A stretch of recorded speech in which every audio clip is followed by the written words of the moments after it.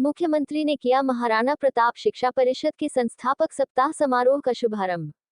CM Yogi Adityanath ने रविवार को महाराणा प्रताप शिक्षा परिषद के संस्थापक सप्ताह समारोह के शुभारंभ कार्यक्रम की मुख्यमंत्री अध्यक्षता की। महाराणा प्रताप शिक्षा परिषद के 90वें संस्थापक सप्ताह समारोह महाराणा प्रताप इंटर कॉलेज में किया गया।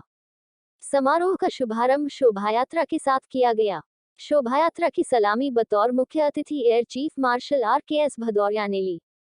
इस दौरान समारोह के मुख्य अतिथि पूर्व air chief marshal RKS Bhadauria भी मौजूद रहे।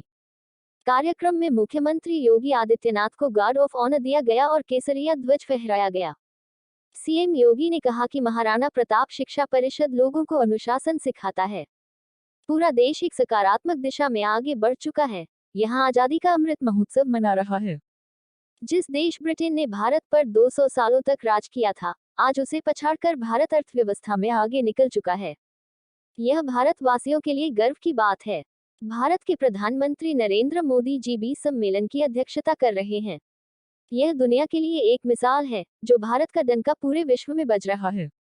प्रधानमंत्री नरेंद्र मोदी की अध्यक्षता में कोरोना वायरस से निपटने के लिए पूरे विश्व के लिए एक मिसाल बना। हमारी संस्था का नामकरण है महामारी में बहुत ही अच्छी तरीके से संभाल लिया। यहाँ की व्यवस्था की मिसाल अन्य देशों में दी गई और सम्मान का प्रतीक उत्तरी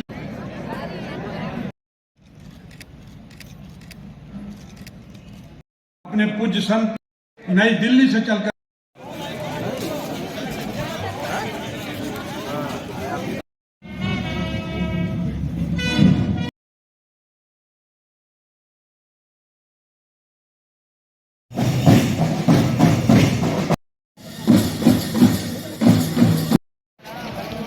होगा कि देश एक सकारात्मक दिशा में आगे बढ़ चुका है। यह देश वर्तमान में अपनी आजादी का अमृत महोत्सव मना रहा है और आजादी के अमृत महोत्सव वर्ष में हम सब के लिए कि जब देश अपनी आजादी के 75 वर्ष पूरा करके दुनिया के सामने अनेक प्रतिमान स्थापित कर रहा है, उन स्थितियों में भारत के 135 करोड़ की आबादी के लिए इससे बड़ी गौरव की बात क्या हो सकती है कि जो ब्रिटेन भारत पर 200 वर्षों तक, लगभग 200 वर्षों तक जिसने शासन किया था, उस ब्रिटेन को पछाड़ करके भारत दुनिया आज 5वीं बड़ी अर्थव्यवस्था के रूप में अपने आप को स्थापित किया है। जिस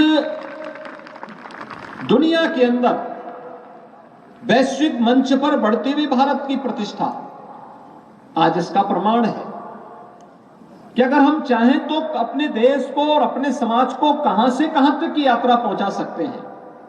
आपने देखा होगा 1 दिसंबर को प्रधानमंत्री मोदी जी ने दुनिया के उन 20 बड़े देशों का, जिनका दुनिया के 80% संसाधनों पर अधिकार है, G20 के देशों का नेतृत्व का अगले 1 वर्ष का दायित्व उन्होंने संभाला है। ये वैश्विक मंच पर भारत की बढ़ती हुई प्रतिष्ठा का और भारत है और किस दिशा में जा रहे हैं। आज भारत हर क्षेत्र में प्रगति और उन्नति की नई ऊंचाइयों को छू रहा है और पूरे विश्व में भारत एक नई पहचान के साथ और एक नई महान शक्ति की तरह उभर रहा है। और बहुत सारे क्षेत्र तो ऐसे हैं जहां हम एक लीडर की तरह पूरे विश्व में काम कर रहे हैं। देश के हर क्षेत्र में एक नई ऊर्जा और एक बहुत तेजी से काम हो रहा है एंड आत्मनिर्भर हर क्षेत्र में बनने के लिए बहुत सारे स्ट्रांग और अहम कदम उठाए गए हैं।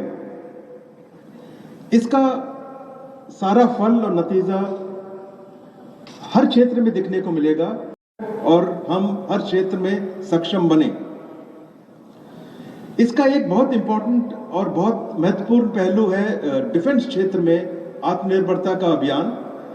और इस क्षेत्र में ऑलरेडी बहुत उपलब्धियां हम हासिल कर चुके हैं।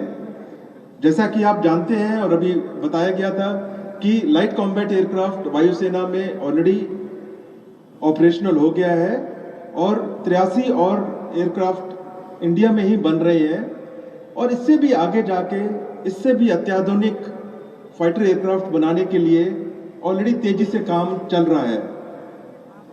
उसके बाद 5वीं जनरेशन के फाइटर जहाज भी देश में बनेंगे और दुनिया में बहुत कम ऐसे देश हैं, चुने हुए ऐसे देश हैं जिसमें ये काबिलियत है।